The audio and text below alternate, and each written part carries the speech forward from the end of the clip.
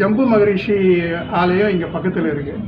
ஜம்பு மகரிஷி வந்து ஈஸ்வரனுடைய அவதாரம்.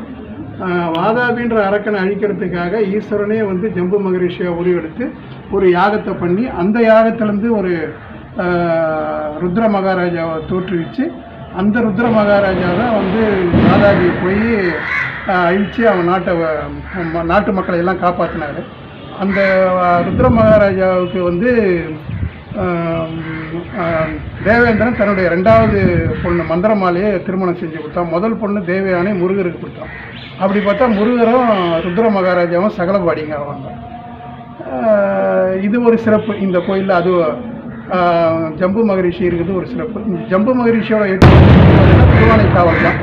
திருவானைக்காவலில் இன்னமும் அவர் உயிரோடு தான் இருக்கார் அப்படிங்கிறது ஐதீகம். சன்னதி பக்கத்திலேயே வந்து அவர் தலையில் வந்து ஒரு வெண்ணாவல் மரம் இருக்கும். அந்த வெண்ணாவல் மரம் வந்து நம்ம சன்னதியை சுற்றி வரும்போது மேலே பார்த்தா நாவல் மரம் மட்டும் தெரியும், அதனோட அடிபாகம் தெரியாது. அடிபாகம் வந்து ஜம்பு மகரிஷியோட தலையிலேருந்து தான் வந்துருக்குது அப்படிங்கிறது ஐதீகம்.